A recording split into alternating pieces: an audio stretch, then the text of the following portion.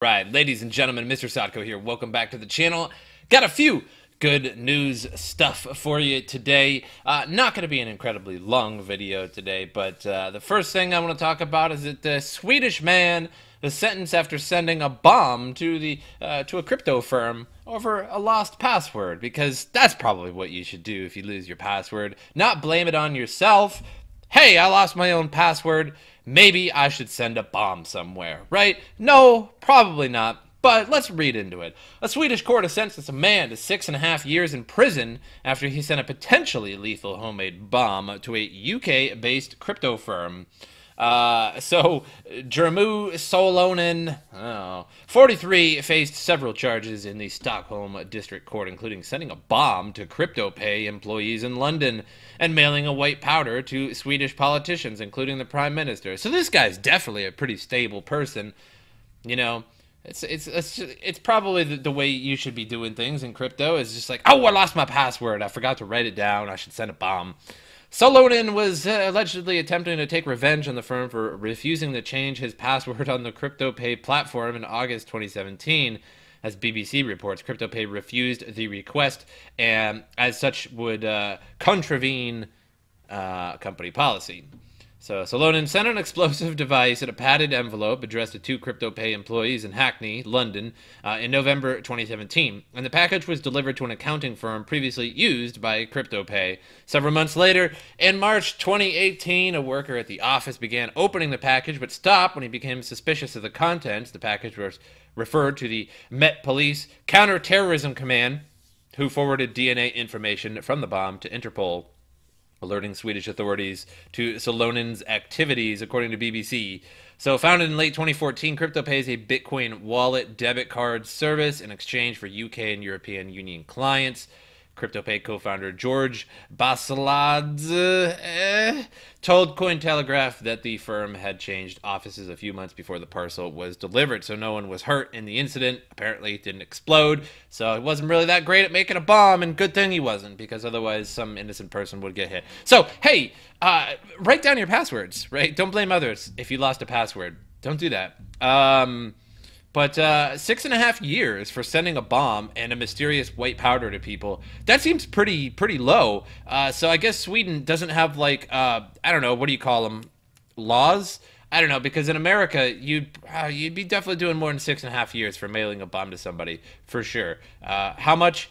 I don't really know, but yeah. So, good job, Sweden, for, like, only putting up 6.5 years. And for good time, he's only going to do 5, guys. For sending a bomb to somebody that almost exploded in their face internationally, it's not a big deal. It's not like a terrorist or anything. Come on. Anyway, let's move on. And since we don't have a lot of content today, I was perusing Reddit, and I found this real funny post. It says, "When do bears hibernate?" And you can actually Google this. You can Google this, and it doesn't say this exact text. I don't know if somebody had changed it or just photoshopped it or what, but you can Google this and you'll get this same picture of this bear and this, but like a slightly different wording. It says, depending on shitcoins, market cycles, and total supply, bears get ready for winter hibernation in late November. The denning period in Yellowstone National Park is approximately 5 months. Perma bears and 6K bears generally do not eat, drink, defecate, or urinate during trading. Oh, it was good. Let's 8 out of 10. I like it. 8 out of 10 for this this Reddit meme here. So yes, you 6K bears, when you sell, when it goes up $200, you're part of the problem, or not. Maybe, I don't know. Maybe you're just day trading. Who knows? You might be part of the problem. I don't know. Anyway, moving on. Another Reddit article. EOS centralization in action. Arbitrator rules to reverse transactions from accounts. Awesome. So this is basically the parameters of what had happened. So unidentified person in possession of private keys to EOS account basically like reversed a transaction. So the ruling, under the powers afforded to me as an arbitrator under Article 6 of the Rules of Dispute Resolution, founded in 1622 of the EOS rules, Ben Gates, I, MrSotko, rule that the EOS account in dispute should be returned to the claimant with immediate effect and that the freeze over the assets within said account is removed. The claimant presented sufficient evidence to establish there was a case to be answered. The respondent was notified but declined to respond. On the balance of probabilities, the claimant is found to be the true owner. The claimant's rights under Article 3 of the EOS Constitution, founded in 1642, EOS Constitution. Got my powdery white wig on. Yes, look at me. I'm an arbitrator making $3 million a year for just simply running a computer. Makes me sick. Doesn't make me just sick now, mind you. You're like, hey, MrSotko, that's just your opinion. No, it's definitely not my opinion. Oh my god, it just keeps on going and going and going and going and going. I promise you, this is a sousy article to read.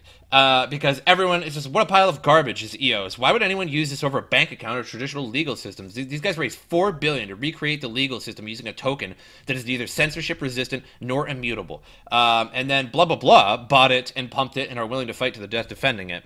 Crypto, what an amateur hour. So it's just, you know, exactly. It really blows my mind that there's still so many people who believe EOS is a legit solution to the scalability issues. Of course, if you're willing to sacrifice all the important benefits of the technology, you can get rid of some of the disadvantages too.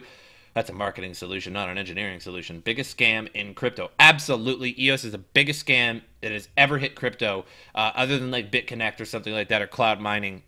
$4 billion for this. Guys, $4 billion to recreate the legal system. This is not crypto. This isn't just like, oh, if you send it and it goes to the wrong place, you're screwed. Well, that sucks, but I mean, welcome to crypto, right? I mean, this is not, this is totally centralized, not decentralized. Anybody that still has crypto or EOS, I feel so bad. Like, I feel so bad, like, if you believe in EOS. It's, you know, these node operators that are, I, Ben Gates, rule that the EOS account in dispute or the rules of dispute resolution, 1642, and based on the Constitution of EOS, it makes like $3 million a year for doing this, right here.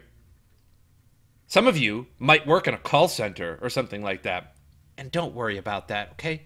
You're a productive member of society, okay? Don't feel bad about that. And you might do things like this on a daily basis. You might do things like this on a daily basis. A customer service representative, like taking complaints and then reversing transactions, fixing bills, this, that, or the other thing.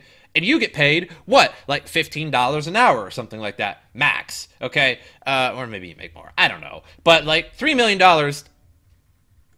a year. You guys remember that, right? That these 21 node operators make $3 million. You guys remember that?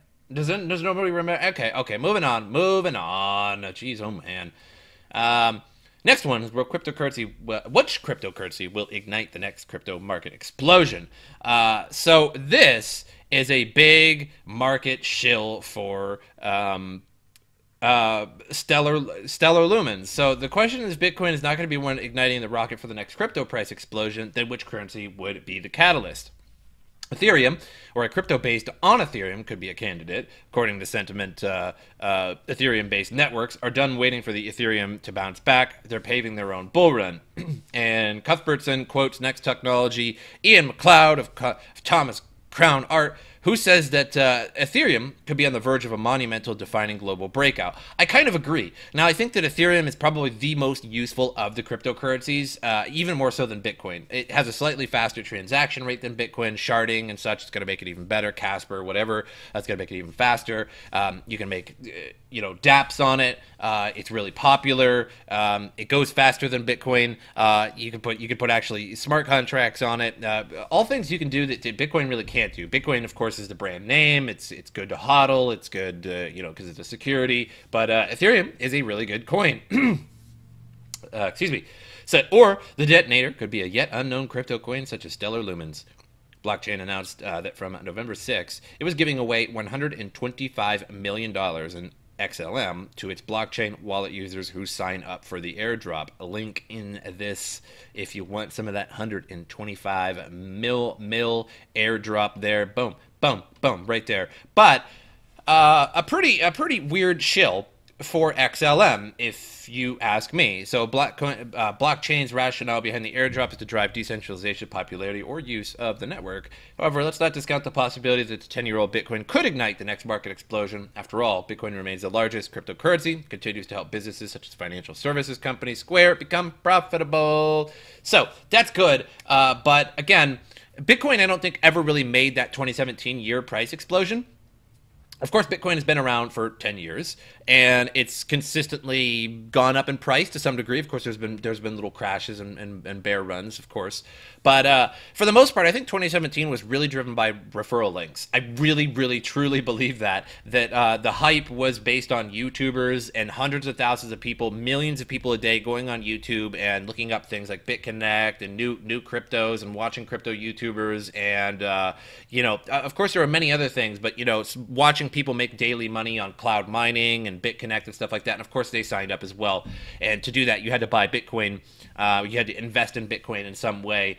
There was a lot of people showing how to day trade, including myself. And that really exploded in 2017. Not that there wasn't crypto YouTubers or crypto videos before then. Of course there was. But it really, really blew up, especially with BitConnect. BitConnect just drove everybody. I mean, people were selling houses. People were selling everything they owned to put into BitConnect. And to do that, you had to buy Bitcoin. So moving on here, 93% of Brits have heard of Bitcoin, but only 4% have bought it, the survey shows. So kind of like the internet in the 90s. I mean, 1992, hey, do you have internet? No, I don't. I think Billy, the only guy on the street down there, has internet, and he plays Doom online with it. Wow. Or whatever. The vast majority of British people, 93%, have heard of Bitcoin, but only 4% claim to have bought it, according to a recent poll. So according to the survey conducted this month, 9 out of 10 Brits have heard of Bitcoin. However, they report not understanding it. Only 4% of those surveyed claimed they understand Bitcoin very well, while 23% state that they know it fairly well, with men almost 3 times as likely as women to say so, 33% against 12%. So younger Brits prevail among those who claim to understand Bitcoin as well. So it's kind of a young person thing. So the more years that go on, eventually we're going to get to a point where everybody that has been born since 2009 has essentially known Bitcoin all of their life. If you were born in 2009, you were born into Bitcoin, and you likely know Bitcoin at some point in your life. Now, at the moment, you're only like 9 or 10 years old, of course, but the more time that goes on, you're going to get older and older, and you'll have lived an entire generation of Bitcoiners, essentially. So Bitcoin buyers are most likely to be 18 or 24 years old, so a very young thing. So the older population claims overwhelmingly that they just don't understand it. And so the majority of people just don't understand it. And, well, while you don't have to understand it to a computer science level, you don't have to be able to work out a Bitcoin algorithm in your head or on paper, but it just goes to show that there's not a lot of education out there. There's not a lot of people telling, hey, this is what Bitcoin is, and this is why it's good. Even though there's a lot of videos out there on it, it's like people know about Bitcoin, but they're not really going out of their way to learn it. So there needs to be some things in the crypto world that sort of forces people to learn. Not forces people, but really, really just instantly in their head makes people want to go and enjoy it and look at it in the same way that a puppy video does. And that, like, you see it, oh my God, I'm going to watch this puppy video, right? So it's got to be something like that. Again, as I just said, about the last article, that 2017... really exploded with crypto price. And I really, really put a lot of that on BitConnect. I know, crazy, but a lot of it was on BitConnect because people didn't have to understand crypto at all to understand that. They just knew. They heard it from this guy. They heard it from that guy. They seen it. This guy's seen it on the internet. He told everybody about it. This guy's seen it, and so on and so on. And it's just like, hey, all you got to do is just go onto this website and put some money onto it, essentially. Put some Bitcoin onto it. And then I'll make daily money every day. And it really exploded because people had to buy Bitcoin to do that. You had to give them Bitcoin, get your BCC, then give that BCC back to them. What? Is that the biggest scam I've ever heard? Oh my God, it is. Holy crap. They got your Bitcoin, then they gave you BCC, then you gave them back to BCC. Oh my God, it was the biggest scam I've ever heard in my life. Anyway, so that was like a real driving factor for a lot of people to get into crypto. And we need another one of those. Not BitConnect, not a Ponzi scheme, not a pyramid scheme. We need something else that defines the year of crypto. There was nothing in 2018 so far that defined the year of 2018. In fact, I would define the year of 2018 as just one gigantic bear run. There was nothing really exciting that came out in 2018 so far. A few new cryptos here and there, of course, a few new ICOs here and there, of course, but nothing too great, to be totally honest. So far, it has been completely dead. Whereas 2017 was the year of just this explosive growth and these explosive scams and frauds and ICOs and different new coins and mining.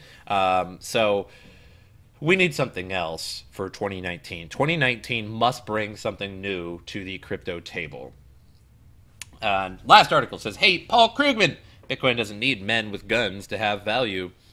So earlier in the year, reported on Paul Krugman's column in the New York Times, where the Nobel Prize winner in economics took aim at cryptocurrency, asked what problems virtual currencies solve. A lot of them. And we're not even going to get into that. This week, economics professor Saif Din Amus, I think I got it, offered a robust reply to the flawed rhetoric exposed in Krugman's piece. For starters, Bitcoin doesn't need men with guns to enforce its value, according to Krugman. Fiat currencies have underlying value because men with guns say they do, and this means that their value isn't a bubble that can collapse if people lose faith. So, if the above is true, then the current situation in places like Zimbabwe, Venezuela, Iran, Turkey, and even Argentina shouldn't be happening. The author is going out on a limb to say that each of these previously mentioned countries have men with guns. There isn't much with the men with guns can do when those in power muck up the economy. The only resource is to print more money, which inevitably leads to inflation and currency devaluation. As a currency system, Bitcoin is completely apolitical, even if some of the earliest proponents identified themselves as libertarians. Perhaps the most sublime part of Amus's repudiation of Krugman's statements is in the enforcement of Bitcoin's place in international finance. Many critics are quick to point out scalability issues which limit its functionality with respect to networks like PayPal or Visa. The critics missed the mark entirely.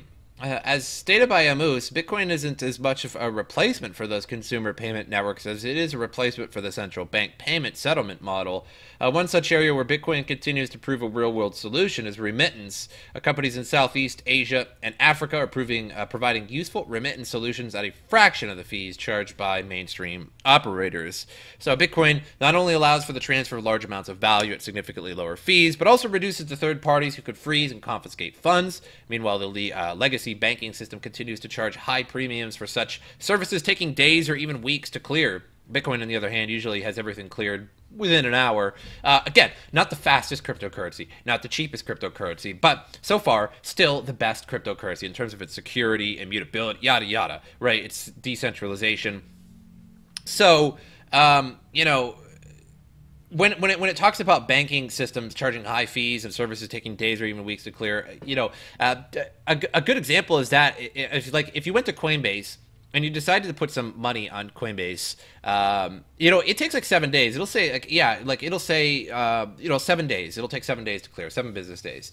And you usually actually get it in like 6. But again, 6 days, 7 days to get money from here to there. Why? Like, why exactly? Now, mind you, I'm a little naive at the banking system. I've never been a banker. I've never worked there, right? But isn't it just as simple as like a computer system going, okay, like you have $1,000 in funds, you request to transfer $100, and boom, there it is. Why does it take forever? Why does it need to take 7 days? Maybe security features, yada, yada, but not good. Also, sending money to like Mexico or something like that. So the whole dynamic between Canada and Mexico and the United States is, you know, a lot of people, and I'm not trying to say anything bad about this, okay? Because if you got to work for your family, go ahead, man. Just go ahead, like, do it. But like a lot of people come from Mexico, whether it's illegally or legally, we're not even going to get into that, but they come from Mexico to the United States. They work and then they send money home back to Mexico. And that money goes a long way because if you send, you know, a $500 paycheck back to Mexico, that money goes a long way in Mexico. But the problem is getting the money back to Mexico, getting the money from Canada to Mexico or something like that. So basically getting money to emerging nations. I wouldn't call Mexico an emerging nation. You guys get what I'm saying there, though. But the problem is that you have to use like Western Union or some kind of wire transfer or something like that takes a long time. If you go to Western Union, it still takes a long time. They have to wait there, they have to go there, and it still takes a couple hours for it to go through. And then on top of that, they'll take like $100. If you try to send $1,000 to Mexico, they're going to take $100 of it. And that $100 in Mexico could go a really, really, really long way, considering some people in Mexico make like $4, $5, $10 a day. So that's a lot of labor. That's nearly a couple weeks of labor or something like that. Whereas crypto is pretty instant. Again, within an hour for Bitcoin. Some cryptos are even faster. The problem with crypto right now is that there isn't mass adoption. So even if I sent crypto to somebody in Mexico, said, here's $500 in Bitcoin, pay your bills, get yourself some food, have yourself a good time. Right? Then they would have this Bitcoin and they'd go, okay, how do I get pesos out of this? How do I get money out of this? And, they'd have to sign up to an exchange and then send it to their bank account all over again. And that's the problem. They can't just go down the street and go to some bodega and be like, hey, do you guys accept Bitcoin? And they're like, I don't know what that is. So there's still a little bit of a problem with, sending Bitcoin or something like that to an emerging nation. Where are you going to cash this out at? Are people just going to accept it? Maybe, maybe not. Maybe they don't even have a cell phone with something like a wallet connected to it that they can even receive it in the first place. So there are some issues, but as time goes on, those are going to wane pretty quickly. But I hope you guys enjoyed this episode, and as usual, I will see you guys next time.